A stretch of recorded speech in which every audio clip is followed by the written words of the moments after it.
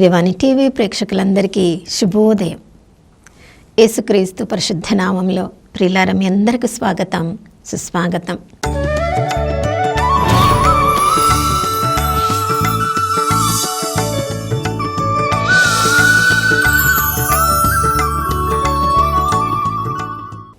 గతకాలమంతా కంటికి రెప్పలా కాచుకున్న దేవాతి దేవునికి పూర్ణ హృదయంతో, పూర్ణాత్మతో, పూర్ణ శక్తితో వందనాలు తెలియచేద్దాం. ఈ నూతన ఉదయంలో కూడా దేవుని ప్రేమ తరిగిపోలేదు, ఆయన కరుణ సమసిపోలేదు. నమ్మదగిన దేవుడు, విశ్వసనీయుడు. నూతనంగా ఈరోజు ఈ నూతన ఉదయంలో మనందరి మీద తన ప్రేమను, కరుణను, కటాక్షాన్ని కుమ్మరించారు. అవును ప్రియులారా, రాత్రంతా కూడా కంటికి రెప్పలా కాచుకున్న దేవుడు ఈరోజు మన పట్ల గొప్ప ప్రణాళిక కలిగి ఉన్నారు కాబట్టి నూతనంగా మనల్ని అభిషేకించారు.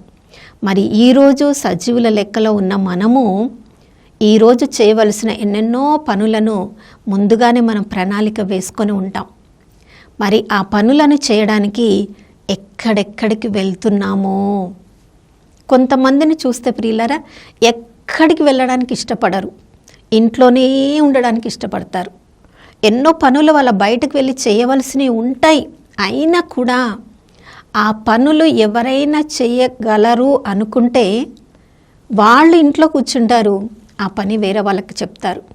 వేరే వాళ్ళు చేయవలసిన పనులు వాళ్ళకు ఉన్నాయి, అయినప్పటికీ కూడా వీళ్ళ పనిని కూడా వాళ్ళకే అప్పచెప్తారు.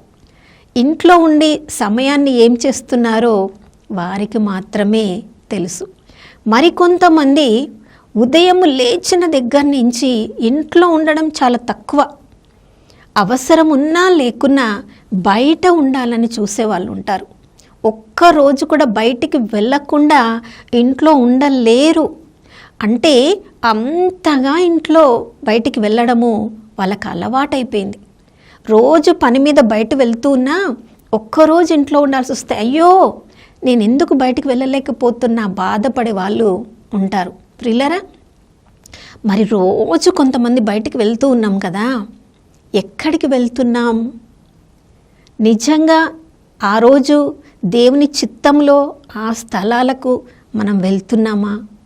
మనం వెళ్ళే స్థలాలన్నీ కూడా దేవుని చిత్త ప్రకారమే ఉన్నాయా? ఒకరోజు ఆ పనులన్నిటి గురించి, ఆ స్థలాల గురించి దేవుడు అడిగితే సంతోషంగా సమాధానం చెప్పబోతున్నామా?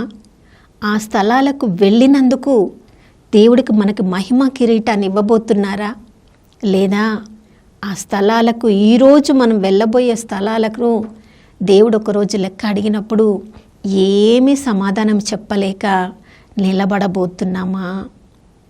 కానీ ఉదయమే లేచినప్పుడు ప్రభా ఈరోజు నీ చిత్తంలో నేను ఎక్కడెక్కడికి వెళ్ళాలయ్యా, ఈరోజు నేను ఎక్కడికి వెళ్ళాలని మీరు ఉద్దేశించి ఉన్నారు ప్రభా, నా కాళ్ళు మీవి అయితే మీరు ఎక్కడెక్కడికి వెళ్ళాలనుకుంటున్నారో నా కాళ్ళను ఉపయోగించుకోనండి ప్రభా, నన్ను ఉపయోగించుకోనండి ప్రభా అని మనం ప్రార్థన చేస్తే మనలో ఉన్న పరిశుద్ధాత్మ దేవుడు ఎక్కడెక్కడికి వెళ్ళాలని ఆశపడుతున్నారో మనల్ని ఉపయోగించుకొని ఆయన అక్కడక్కడికి వెళ్ళిపోయి యేసు నామములో మన ద్వారా ఆ పరలోకపు తండ్రిని గొప్పగా మహిమపరుస్తారు. యేసు ప్రభు యెరూషలేము పట్టణానికి రావాలంటే ఒక గాడిదను ఉపయోగించుకున్నారు.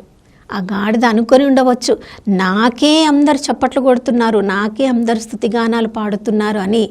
యేసు ప్రభు దిగిపోయిన తర్వాతనే దానికి తెలిసి ఉండవచ్చు, అయ్యో నా మీద కూర్చున్న ఆ యేసయ్యక ఇన్ని చప్పట్లు, ఆయన నా మీద నుంచి దిగిపోగానే ఎవ్వరు నన్ను పట్టించుకోవడం లేదా? అవును ప్రియులారా, మనలో ఉన్న పరిశుద్ధాత్మ దేవుడు ఎక్కడికో వెళ్ళాలని ప్రతిరోజు ఆశపడుతున్నారు. మరి ఆ ప్రభువుని ఉదయమే లేచి ప్రభా ఈరోజు మీరు ఎక్కడికి వెళ్ళాలనుకుంటున్నారు, నేను ఎక్కడికి వెళ్ళడానికి మీరు అనుమతి ఇస్తున్నారు అని అడిగితే మనం వెళ్ళే ప్రతి స్థలంలో కూడా, అది ఉద్యోగమే కావచ్చు, చిన్న పని మీద మనం వెళ్తున్నామే కావచ్చు, ఏ పరిస్థితి అయినా కూడా దేవునికి మహిమకరంగా ఆ స్థలము తీర్చిదిద్దబడుతుంది ప్రియులారా. అందుకనే ప్రతిరోజు మనం ఎక్కడెక్కడికి వెళ్తున్నామో ప్రభువు చిత్తంలో మనము వెళ్తే ప్రతిరోజు మన జీవితము దేవునికి మహిమకరంగా ఉంటుంది. మనము వెళ్ళాలని ప్రభువు కూడా కోరుకునేది. మనం ఇంట్లోనే కూర్చోవాలని, సోమరిగా ఉండాలని దేవుడు కోరుకోవడం లేదు. దేవుడు మన జీవితంలో ఒక కార్యం చేస్తున్నారు, ఒక అద్భుతం చేస్తున్నారంటే దాన్ని 10 మందికి ప్రచురం చేయాలని దేవుడు ఆశపడుతున్నారు. మన ఇంటిలోనే కూర్చొని దేవుడు చేసిన గొప్ప కార్యములను ఈ రోజంటే సోషల్ మీడియా ద్వారా చేయొచ్చు, కానీ మనము ఒంటరిగా వెళ్ళి చెప్పవలసిన వాళ్ళు కూడా చాలామంది ఉన్నారు కదా. అపోస్తులు వాళ్ళు చెరసాల నుంచి బయటికి వచ్చిన తర్వాత దేవదూత వాళ్ళని బయటికి తీసుకొని వచ్చి వాళ్ళకి చెప్తున్నారు, మీరు దేవాలయంలోనికి వెళ్ళాలి, దేవాలయంలో నిలబడాలి, దేవాలయంలో మీకు జరిగిన గొప్ప కార్యాన్ని ప్రబోధించాలి. అపోస్తుల కార్యంలో 5వ అధ్యాయంలో మనం చదువుతున్నాం. ప్రియులారా, మనము ప్రతిరోజు దేవుని చిత్తం ఎక్కడ ఉందో అక్కడికి వెళ్ళాలి. యేసు ప్రభువే ఆజ్ఞ ఇచ్చారు. మత్తయి సువార్త 28వ అధ్యాయం 19వ వచనం మనం చదువుతున్నాం. మీరు లోకమంతటా వెళ్ళి పితా పుత్ర పవిత్రాత్మ నామంలో జ్ఞానస్నానం ఇచ్చి అందరినీ కూడా నా శిష్యులను చేయండి. మరి మనం వెళ్ళాలి కదా. యేసు ప్రభు గురించి చెప్పాలంటే ఎవరెవరు మనము చెప్తే వినేవాళ్ళు ఉన్నారో ఆ స్థలాలకు మనం వెళ్ళాలి. మనం ఇంటిలో కూర్చుంటే లాభం లేదు. ప్రభు అక్కడికి వెళ్ళి వాళ్ళు జ్ఞానస్నానం పొందాలంటే ఎవరి నామంలో జ్ఞానస్నానం పొందాలో, ఎందుకు పొందాలో మనం వివరించి చెప్పాలి. సువార్తను బోధించు వారి పాదములు సుందరమైనవి. మన పాదములను చూసుకున్నప్పుడు ఎప్పుడెప్పుడు మనం సువార్తను బోధిస్తున్నామో అప్పుడే సుందరమైనవి. మరి మిగతా సమయంలో ఆ పాదములను ఎక్కడెక్కడికి మనము నడిపిస్తున్నామో. మార్కు సువార్త 16వ అధ్యాయం 17వ వచనంలో కూడా ప్రభు చెప్పారు, మీరు ప్రపంచమంతటా తిరిగి దేవుని రాజ్య స్థాపన చేయండి, వాక్యాన్ని బోధించండి, దుష్టాత్మలను విడుదల చేయండి, ప్రజలకు విడుదలను అనుగ్రహించండి, వ్యాధి బాధల్లో ఉన్నవారికి స్వస్థతను కలిగించండి. ప్రియులారా, మనము వెళ్తేనే, దేవుని వాక్యం చెప్తేనే ఎంతోమందికి స్వస్థత మన ద్వారా చేయాలని ప్రభువు ఆశపడుతూ ఉన్నారు. మనము వెళ్ళాలి. ఉన్న స్థలములో అక్కడే మనకి సౌకర్యంగా ఉండవచ్చు, చాలా బాగా ఈ శరీరానికి ఎంతో హాయిగా ఉండవచ్చు, కానీ ఎంతకాలం ఈ లోకంలో మనం ఉంటాం? మనము బోధించవలసిన వారు ఎంతోమంది ఉన్నారు, వారికి మన లెక్కలోనే ఉన్నారు. మనము వెళ్ళకపోతే వాళ్ళకి ఎవరు సువార్తను బోధిస్తారు? యేసు ప్రభువే స్వయంగా పరలోకంలో నుండి ఈ లోకంలోనికి సువార్తను బోధించడానికే కదా మార్కు సువార్త 1వ అధ్యాయంలో చెప్తున్నారు, రండి మనం పరిసర ప్రాంతాలకు వెళ్దాం, నేను అక్కడ కూడా సువార్తను బోధించాలి. యేసు ప్రభువే ఒక స్థలంలో ఉండలేదు ప్రియులారా. ప్రభు ఒక స్థలంలో ఉండుంటే ఆ అడ్రస్ అందరికీ తెలుసుంటే అందరు కూడా వెతుక్కొని వచ్చేవాళ్ళు. ఒక దగ్గర అద్భుతం జరిగితే తండోపతండములుగా ప్రజలు వచ్చారని మన వాక్యంలో చదువుతున్నాం. ప్రభు ఒక్క దగ్గర ఉండుంటే చాలు, కానీ ప్రభువే ఒక్క దగ్గర లేరు. గ్రామాలకు వెళ్ళారు, పట్టణాలకు వెళ్ళారు, సరస్సు తీరాలకు వెళ్ళారు, బావుల దగ్గరికి వెళ్ళారు, చెరసాల దగ్గరికి వెళ్ళారు, అధికారుల దగ్గరికి వెళ్ళారు, దేవాలయానికి వెళ్ళారు. అన్ని స్థలాలకి ప్రభువే వెళ్ళినప్పుడు మనం ఎంతగా దేవుని రాజ్యాన్ని ప్రచురము చేయడానికి ఎక్కడెక్కడికి ప్రతిరోజు మనం వెళ్ళవలసి ఉందో, వెళ్ళిన స్థలములో ప్రభునామానికి మహిమకరంగా జీవించవలసి ఉందో, కానీ ఎక్కడికి వెళ్ళాలో, ఎక్కడికి మనము వెళ్తున్నామో ఆ వెళ్ళే స్థలాలను ప్రతిరోజు మనం గమనించుకోవాలి ప్రియులారా. వెళ్ళిన ప్రతి స్థలములో అందరూ మనల్ని ఆహ్వానిస్తారని లేదు. లూకా సువార్త 10వ అధ్యాయంలో మనం చదువుతున్నాం, తోడేళ్ల మధ్యకు గొర్రెపిల్ల వలె మిమ్మల్ని పంపిస్తున్నాను. అందరూ మనల్ని ఆహ్వానించరు. మనల్ని విరోధించే వాళ్ళు ఉంటారు, మనల్ని అవమానించే వాళ్ళు ఉంటారు. అయినప్పటికీ కూడా ప్రభువు మనం వెళ్ళమన్నారు కాబట్టి మనం వెళ్ళాలి. పంట విస్తారంగా ఉంది, పంట కోసేవాళ్ళు చాలా తక్కువగా ఉన్నారు. పంటను కోసే వాళ్ళని పంపమని పంట యజమానుడైన పరిశుద్ధాత్మను ప్రతిరోజు మనం ప్రార్థించాలి. ప్రభువా, ఈరోజు పంట కోయడానికి నేను ఎక్కడికి వెళ్ళాలయ్యా? మీరు ఎక్కడికి వెళ్ళాలనుకుంటున్నారు? నా పాదములను ఉపయోగించుకోనండి ప్రభువా. ప్రతిరోజు ప్రభునకు మనం చెప్పాలి ప్రియులారా. యేసు ప్రభువే వెళ్ళగలిగినప్పుడు మనం వెళ్ళకపోతే, మన ద్వారా వాక్యాన్ని వినగలిగిన వాళ్ళు, మనం ప్రార్థన చేసినప్పుడు స్వస్థత పొందవలసిన వాళ్ళు బంధనములోనే ఉంటారు కదా. మరి ఒకరోజు ఏమి సమాధానం వాళ్ళ తరపున మనము ప్రభువునకు చెప్పబోతున్నాం? ప్రభువునకే అవమానములు ఎదురైనాయి, ప్రభువుని అందరూ ఆహ్వానించలేదు. మరి మనకి అవమానం జరుగుతుందేమోనని ముందే మనం అనుకొని వెళ్ళకుండా ఉంటే పిరికి వాళ్ళము కదా. అపోస్తుల చెరసాలలో వేయబడినప్పటికీ కూడా వాళ్ళు మీరు బోధించరాదు అన్నప్పటికీ కూడా దేవాలయానికి వాళ్ళు వెళ్ళారు. ఎలా వాళ్ళు గొలుసులు తెంపబడ్డాయి, తలుపులు తెరవబడ్డాయి, వాళ్ళు వెళ్ళి చెప్పారు. ఒకసార్లు చెరసాల్లో వేశారు కదా, మళ్ళీ మనం వెళ్ళి చెప్తే మళ్ళీ చెరసాల్లో వేస్తారని భయపడలేదు ప్రియులారా. ఎవరెవరైతే ప్రభు నామములో ప్రభు చిత్తాన్ని చేయాలని ఆశపడతారో, రోమీలకు రాసిన లేఖ 12వ అధ్యాయం 1-2 వచనాల్లో మనం చదువుతున్నాం, సజీవ యాగంగా మన శరీరములను సమర్పించాలి. అప్పుడు దేవునికి సమ్మతమైన దాన్ని ప్రతిరోజు మనం చేస్తాం.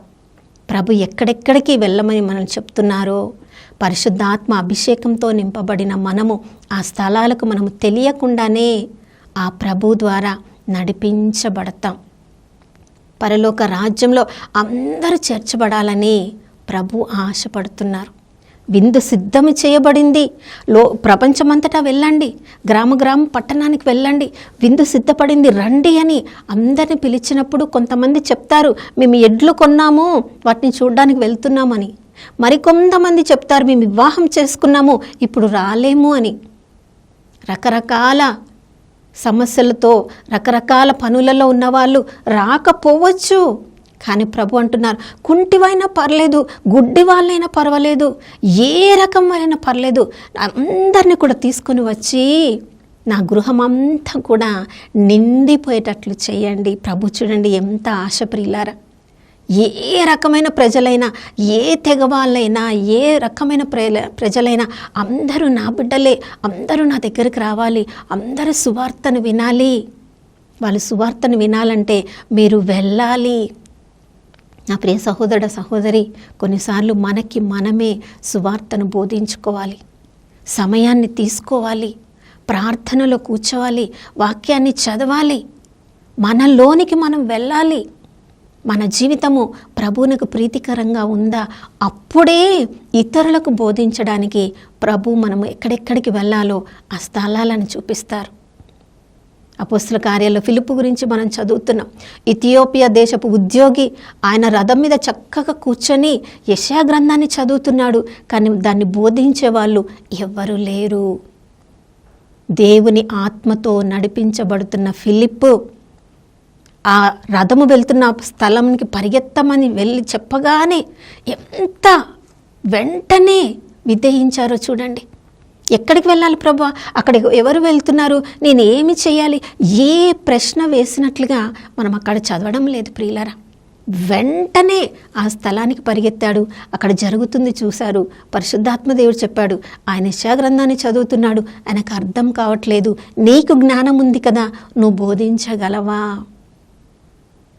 ఒక అధికారికి వాక్యాన్ని బోధించాడు. చూడండి ప్రియులారా, రథముతో పాటు పరిగెత్తాడంటే పరిశుద్ధాత్మ దేవుడికి ఎంతగా లోబడ్డాడో.